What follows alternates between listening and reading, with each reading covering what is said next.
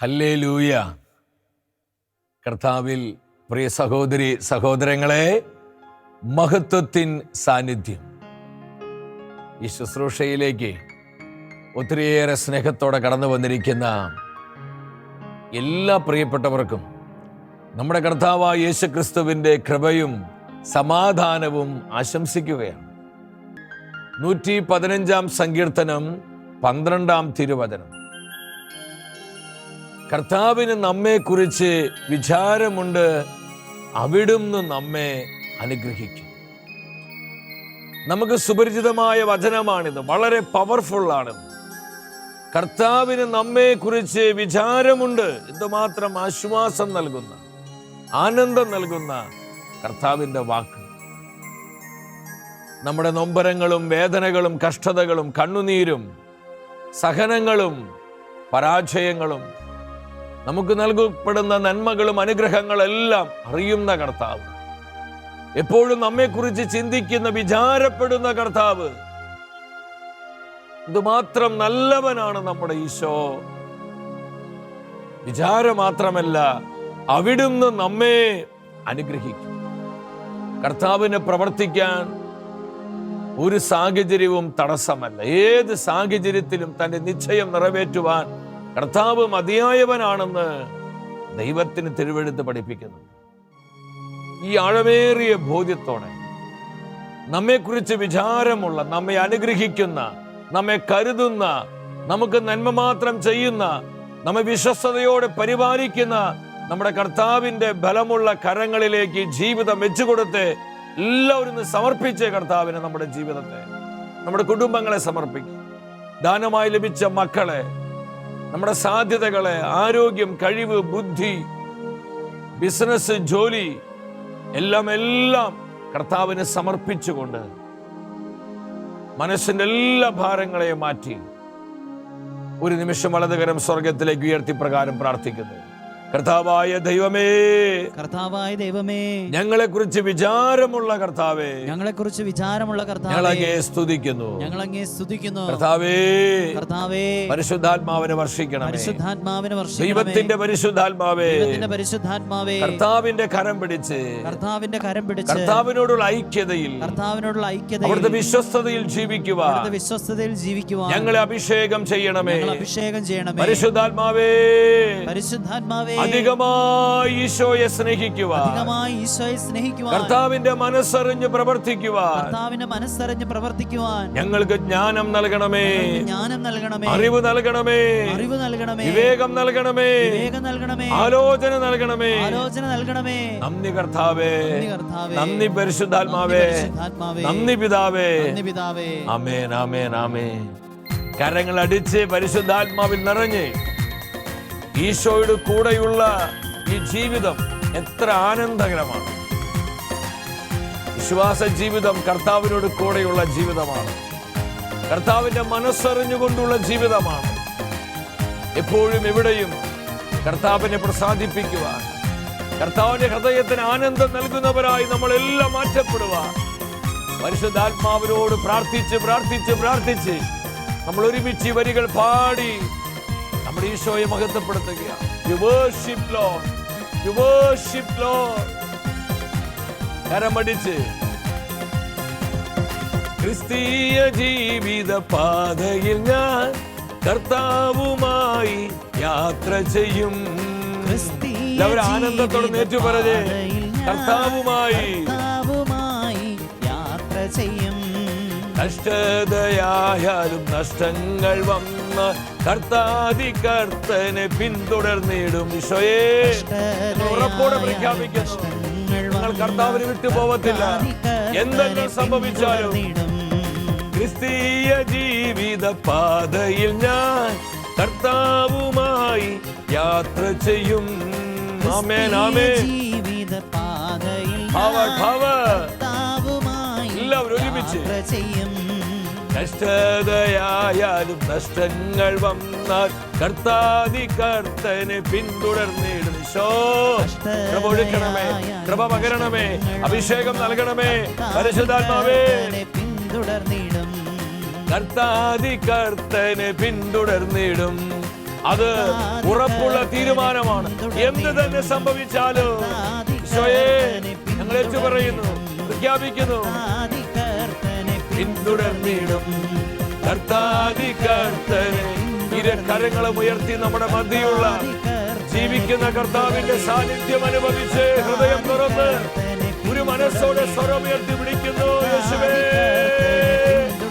ജീവിക്കുന്ന ദൈവമേ, ഇന്നോട് നിങ്ങളോട് കാണിച്ച കാരുണ്യത്തിനായി, സ്നേഹത്തിനായി, മനസ്സലിവിനായി, കരുതലിനായി, പരിപാലനയ്ക്കായി, നന്മകൾക്കായി, വിശ്വസ്തതയ്ക്കായി നന്ദി കർത്താവേ. ഈശോയെ നന്ദി.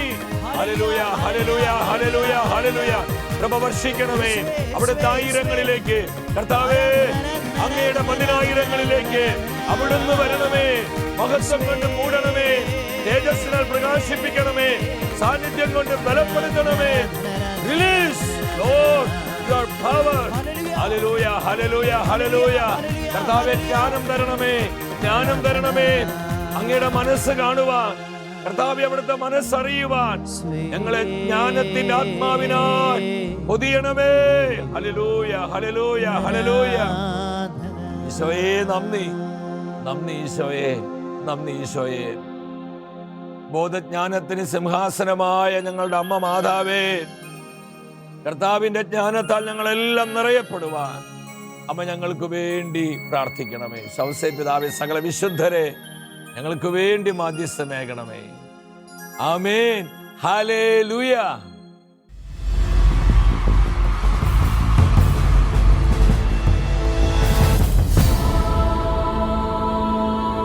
നിൻ വചനം ധ്യാനിക്കുമ്പോൾ പ്രിയ ദൈവമക്കളെ, നമ്മുടെ ജീവിതത്തെ പരിശുദ്ധാത്മാവിനാൽ നവീകരിക്കുന്ന കർത്താവിൻ്റെ ജീവനുള്ള വചനത്തിൻ്റെ മുൻപിൽ പ്രാർത്ഥനാപൂർവമായിരിക്കാം. ഇന്നത്തെ വചന ശുശ്രൂഷയിലൂടെ ദൈവത്തിൻ്റെ ആത്മാവ് നമ്മെ പഠിപ്പിക്കുന്നത് കർത്താവിൻ്റെ മനസ്സറിഞ്ഞ് പ്രവർത്തിക്കണം. കർത്താവിൻ്റെ മനസ്സറിഞ്ഞ് പ്രവർത്തിക്കണം.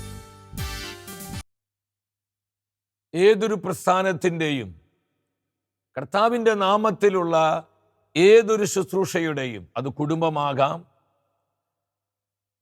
കർത്താവിൻ്റെ മിനിസ്ട്രികളാകാം, കർത്താവിൻ്റെ സമൂഹങ്ങളാകാം, കർത്താവിൻ്റെ കൂട്ടായ്മകളാകാം, കർത്താവിൻ്റെ സഭയാകാം, എന്തു തന്നെയായാലും ഏതൊന്നിൻ്റെയും വളർച്ചയും ഉയർച്ചയും നന്മകളും അതിലൂടെ ലോകത്തിനും സമൂഹത്തിനും ലഭിക്കുന്ന ഫലങ്ങളെല്ലാം അധിഷ്ഠിതമായിരിക്കുന്നത് കർത്താവിൻ്റെ മനസ്സറിഞ്ഞ് പ്രവർത്തിക്കുന്നതിലാണ്. കുടുംബജീവിതത്തിലാണെങ്കിൽ ഭാര്യയും ഭർത്താവും അപ്പനും അമ്മയും മക്കളെല്ലാം ആ കുടുംബത്തെക്കുറിച്ച്, തങ്ങളെക്കുറിച്ചുള്ള കർത്താവിൻ്റെ മനസ്സറിയുമ്പോൾ, ആലോചന തിരിച്ചറിയുമ്പോൾ ആ കുടുംബം അനുഗ്രഹിക്കപ്പെടുകയാണ്.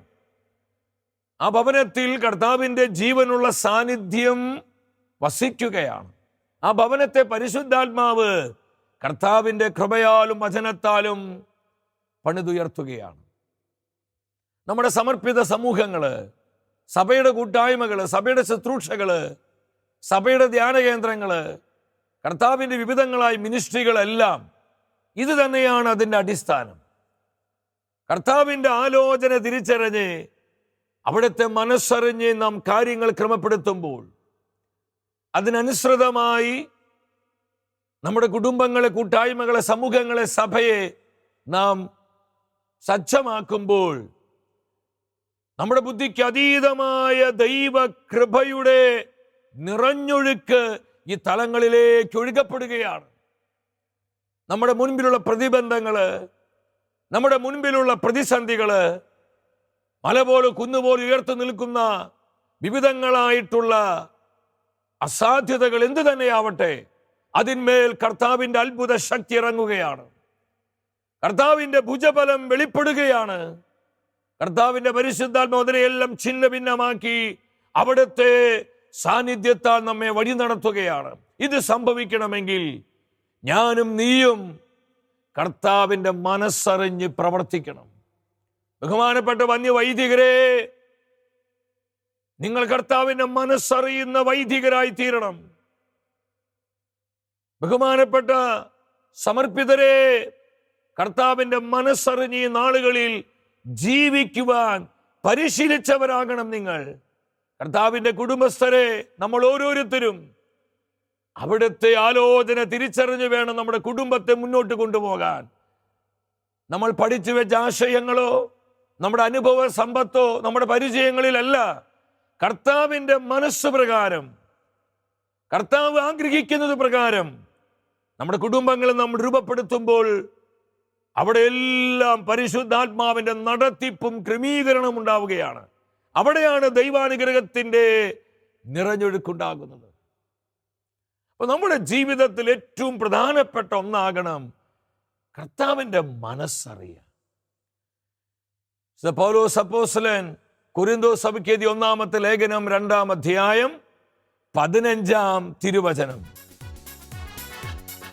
ആത്മീയ മനുഷ്യൻ എല്ലാ കാര്യങ്ങളും വിവേചിച്ചറിയുന്നു, അവനെ വിധിക്കാൻ ആർക്കും സാധിക്കുകയുമില്ല.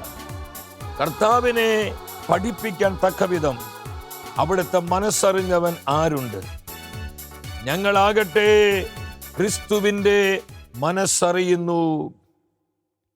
ഈ വചനത്തിലൂടെ ദൈവത്തിൻ്റെ അരൂപി നമുക്ക് തരുന്ന ആലോചന എന്താണ്? വിശുദ്ധ പൗലോസ് സാക്ഷ്യപ്പെടുത്തുകയാണ്, ഞങ്ങളാകട്ടെ യേശു ക്രിസ്തുവിൻ്റെ മനസ്സറിയുന്നു. ഞങ്ങൾ കർത്താവിൻ്റെ മനസ്സറിയുന്നു. എത്ര മനോഹരമായി! ഇതാണ് പ്രിയപ്പെട്ടവരെ നമ്മുടെ സഭയുടെ വളർച്ചയുടെ അടിസ്ഥാനം. കുടുംബത്തിൻ്റെ വളർച്ച, സമൂഹത്തിൻ്റെ വളർച്ച, ക്രൈസ്തവ കൂട്ടായ്മകളുടെ വളർച്ചയുടെ അടിസ്ഥാനം കർത്താവിൻ്റെ മനസ്സറിഞ്ഞു പോകണം. വിശുദ്ധ പൗലോസ് സാക്ഷ്യപ്പെടുത്തുകയാ, ഞങ്ങൾ ക്രിസ്തുവിൻ്റെ മനസ്സറിയുന്നു. അവസാന ശ്വാസം വരെ ഈ മനസ്സറിഞ്ഞാണ് പൗലോസ് മുന്നോട്ട് പോയത്. ഈ തിരിച്ചറിവായിരുന്നു വിശുദ്ധ പൗലോസിനെ പൗലോസിലേക്കാക്കി മാറ്റിയത്. അവസാനം വരെ കർത്താവിൻ്റെയോടും സഭയോടും വിശ്വസ്തനായി ജീവിത വിശുദ്ധിയിലും വിശ്വാസത്തിലും സ്നേഹത്തിലും കൃപയിലും കർത്താവിനോടുള്ള ഐക്യതയിലും നഷ്ടപ്പെട്ടു പോകാതെ അനുദിനം അനുദിനം അനുദിന കൃപയിൽ പെരുകുവാൻ അപ്പോസ്തലനായ പൗലോസിന് കഴിഞ്ഞത് അവൻ ക്രിസ്തുവിൻ്റെ മനസ്സറിഞ്ഞ് ജീവിച്ച ദൈവമനുഷ്യനായിരുന്നു. അഭിനന്ദ പിതാക്കന്മാരെ, വന്യവൈദികരെ, ബഹുമാനപ്പെട്ട സമർപ്പിതരെ, കർത്താവിൻ്റെ അന്മായ ശുശ്രൂഷകരെ, കുടുംബസ്ഥര്, യുവജനങ്ങളെല്ലാം, ദൈവത്തിൻ്റെ ജനം മുഴുവൻ ഈശോയുടെ മനസ്സറിയണം.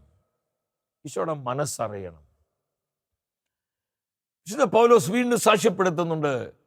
എഫെസസ്കാർക്ക് ലേഖനം 5:10 കർത്താവിനെ പ്രസാദകരമായവ നിങ്ങൾ വിവേചിച്ചറിയുവിൻ.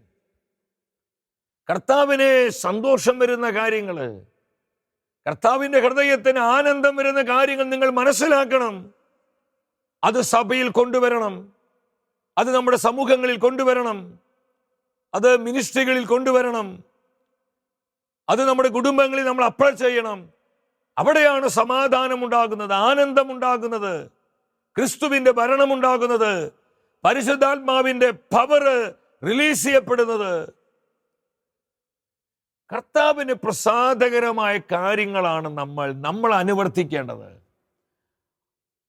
അവിടെ മാത്രമേ വളർച്ചയുണ്ടാവുള്ളൂ. ദൈവമക്കളെ, ഇന്ന് തുടങ്ങി വെച്ച പലതും മുരടിച്ച് നിൽക്കുന്നു.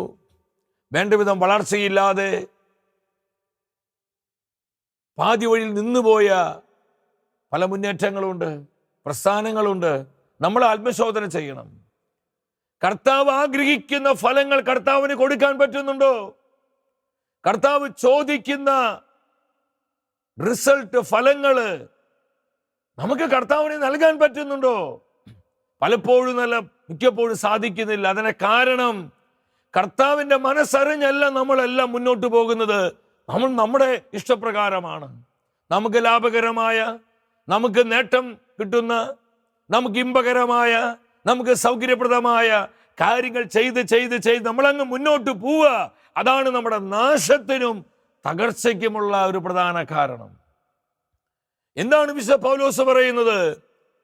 കർത്താവിന് പ്രസാദകരമായവ നിങ്ങൾ അറിയണം. ആരറിയണം? കർത്താവിന്റെ ജനം, കർത്താവിന്റെ വൈദികർ, കർത്താവിന്റെ സമർപ്പിതർ ഇതറിഞ്ഞേ തീരൂ.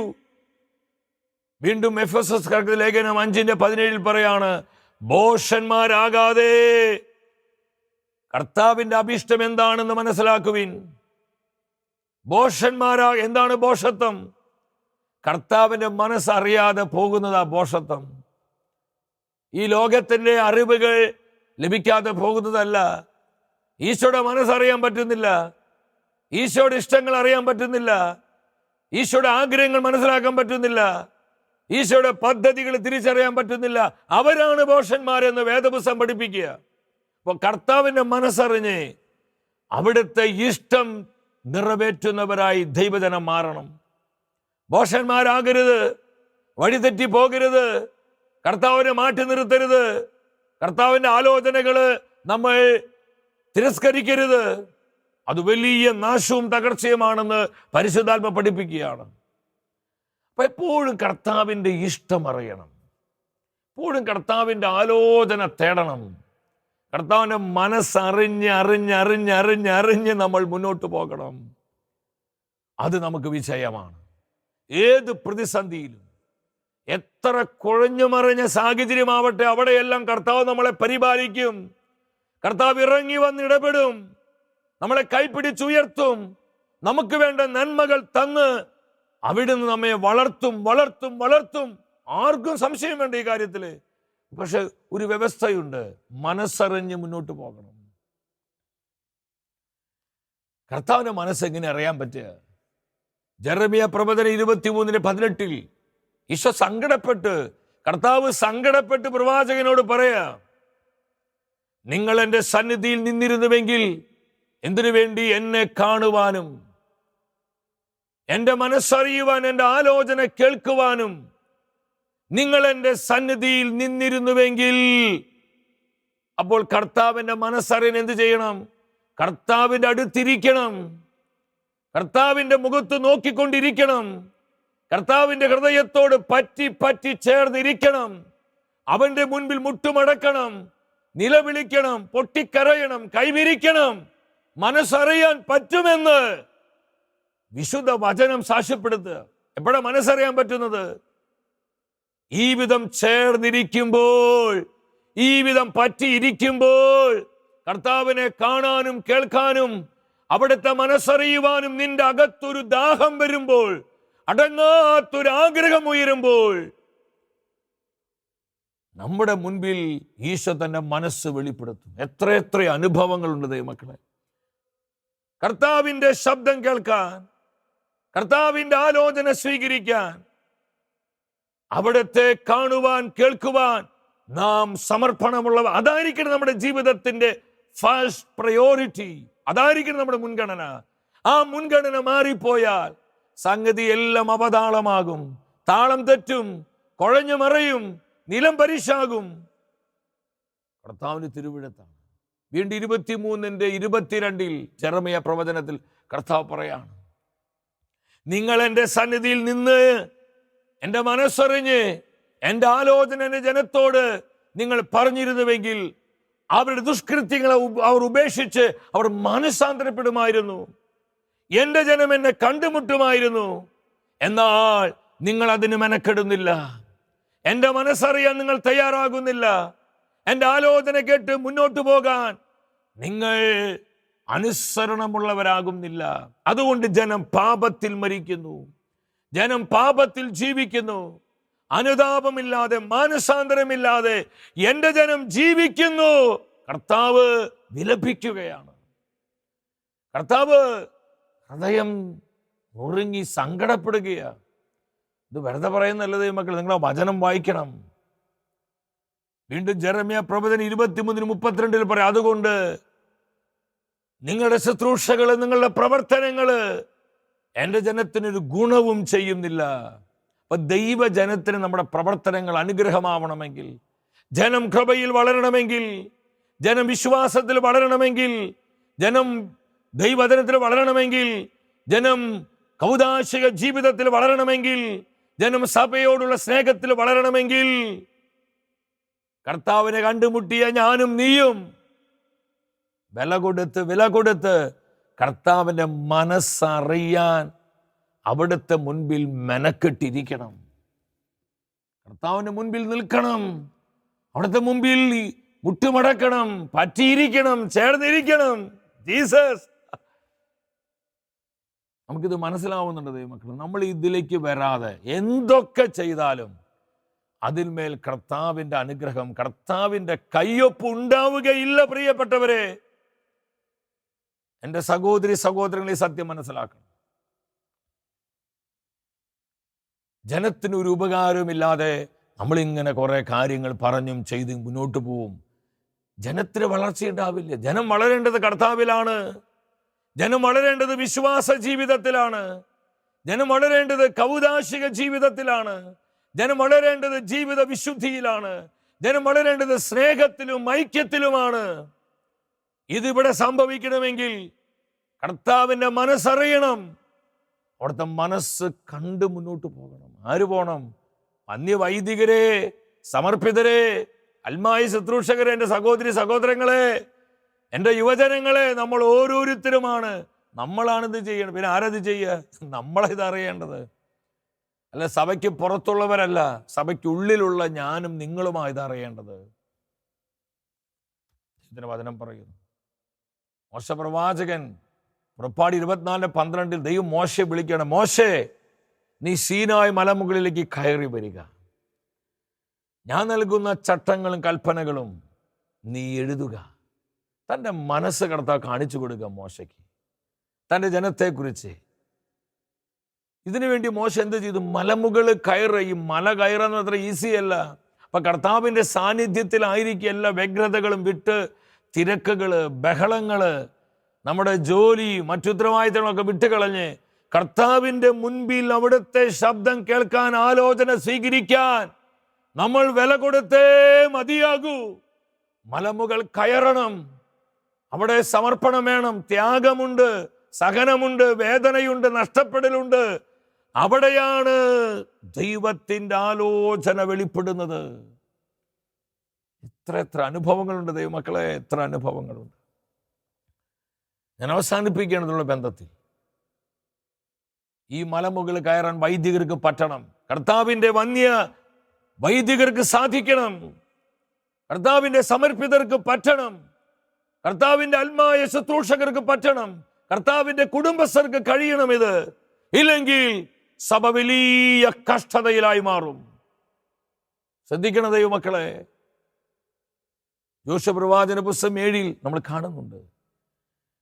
ഇസ്രായേൽ ജനം വളരെ ചെറിയ പട്ടണമായ ആയി പട്ടണത്തിന് മുമ്പിൽ തോറ്റോടുകയാണ്. 36 ഇസ്രായേൽ പട്ടാളക്കാരെ കൊല്ലപ്പെട്ടു.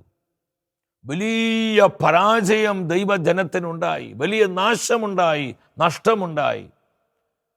മോശ ഈ സമയത്ത് ജോഷുവ പ്രവാചകൻ എന്താ ചെയ്തത്? അവർ വട്ടമിട്ട് കുറെ ചർച്ച നടത്തി. ഇതുകൊണ്ടൊന്നും പിശാചിന് നമ്മുടെ ചർച്ചകളൊന്നും പേടിയില്ല ദൈവമക്കളെ. സാത്താൻ ഭയപ്പെടുന്നത് പ്രാർത്ഥനയെയും പരിത്യാഗത്തെയുമാണ്. രക്ഷാകരമായ സഹനങ്ങളെയാണ് പിശാച് ഭയപ്പെടുന്നത്. പരിശുദ്ധാത്മാവിൽ പ്രചോദിതരായ ദൈവമക്കൾ പ്രാർത്ഥനയുടെ ആത്മാവിൽ എഴുന്നേൽക്കണം. ഈ നാളുകളിൽ ഉണരണം. ഈ നാളുകളിൽ പരിത്യാഗമെടുക്കാൻ, സഹിച്ചു പ്രാർത്ഥിക്കാൻ, പ്രാശ്ചിത്തം ചെയ്യാൻ ആയിരങ്ങൾ മുന്നോട്ട് വന്നാൽ നമ്മൾ ഇന്ന് കാണുന്ന അനേകം പ്രശ്നങ്ങൾക്ക് കർത്താവ് പരിഹാരവും ഉത്തരവും തരും. ഹല്ലേലൂയ.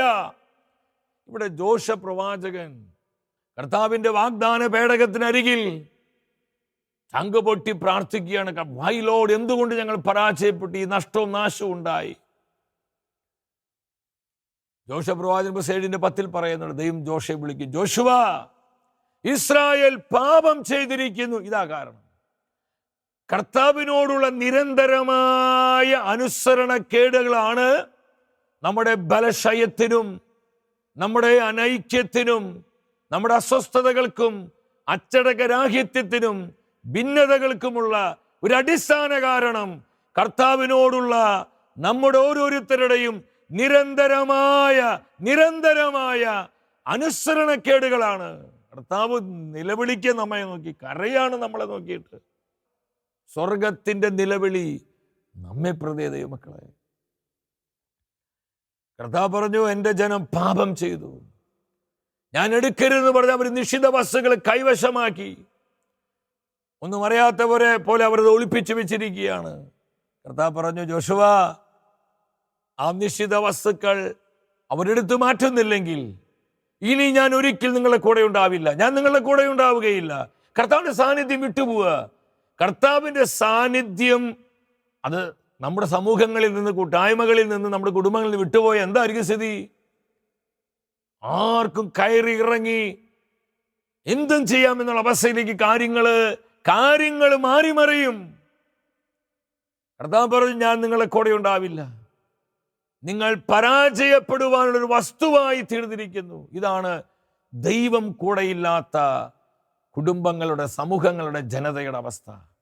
നിങ്ങൾ പരാജയപ്പെടാനുള്ള വസ്തുവായി മാറിയിരിക്കുക. ആർക്കും തോണ്ടാനും ചവിട്ടാനും ചണ്ട കൊട്ടാനും ആർക്കും എന്തും ചെയ്യുന്ന ഒരവസ്ഥയിലേക്ക് എത്തുക.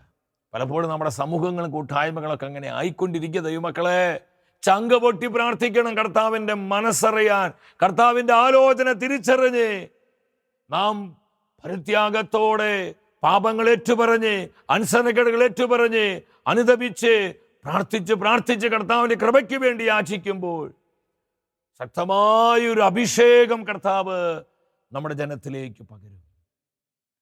കൂടുതൽ കരുത്തോടെ തൻ്റെ ജനത്തെ കർത്താവ് പരിപാലിക്കും. മനസ്സറിയാൻ നമ്മൾക്ക് ആഗ്രഹിക്കാം. ജോഷിക്ക് കാര്യം മനസ്സിലായി. ജോഷ ജനത്തെ ശുദ്ധീകരിച്ചു. ആ പ്രശ്നത്തിന് പരിഹാരമുണ്ടാക്കുന്നുണ്ട് പിന്നീടുള്ള വചനഭാഗങ്ങളിൽ. 8-ാം അധ്യായത്തിൽ കാണാൻ പറ്റും അത്ഭുതകരമായ വിജയം. എവിടെയാണ് പരാജയപ്പെട്ടത്? ആരാണോ കർത്താവിന്റെ ജനത്തെ പരാജയപ്പെടുത്തിയത്, ആ ജനതയുടെ മേൽ അത്ഭുതകരമായ വിജയം നേടുന്നു. അത്ഭുതകരമായി അവരെ കീഴ്പ്പെടുത്തുന്നു. കർത്താവിൻ്റെ ശക്തി പ്രബലപ്പെടുകയാണ്. കർത്താവിൻ്റെ ജനം വലിയ ഉന്നതിയിലേക്ക് വരികയാണ്. എന്താ കാര്യം? അവരെളിമപ്പെട്ടു, പാപം ഉപേക്ഷിച്ചു, ആലോചന മനസ്സിലാക്കി, കർത്താവിനെ മനസ്സറിഞ്ഞ് പ്രവർത്തിച്ചു. വിജയമുണ്ടായി, ഉയർച്ചയുണ്ടായി, അഭിവൃദ്ധിയുണ്ടായി. ഇത് തന്നെയാണ് ഇന്നും സഭയ്ക്കും നമ്മുടെ കൂട്ടായ്മകൾക്കും നമ്മുടെ സമൂഹത്തിനും നമ്മുടെ കുടുംബങ്ങൾക്കും നമ്മുടെ ആത്മീയ ശുശ്രൂഷകൾക്കെല്ലാം സംഭവിക്കേണ്ടത്. നമുക്കതിനായി കർത്താവിനോട് പ്രാർത്ഥിക്കാം. കർത്താവിനെ മനസ്സറിഞ്ഞു പോകാൻ എപ്പോഴും നമ്മൾ ആഗ്രഹിക്കുക. അതിനുവേണ്ടി നമ്മൾ കർത്താവിനോട് ചേർന്നിരിക്കുന്ന ആത്മാക്കളായി തീരുക. വ്യക്തിപരമായ നിയോഗങ്ങളെയും നമ്മുടെ കുടുംബത്തിൻ്റെ സകല ആവശ്യങ്ങളെയും നമ്മെ ഓരോരുത്തരെയും കർത്താവ് സമൃദ്ധമായി അനുഗ്രഹിക്കട്ടെ.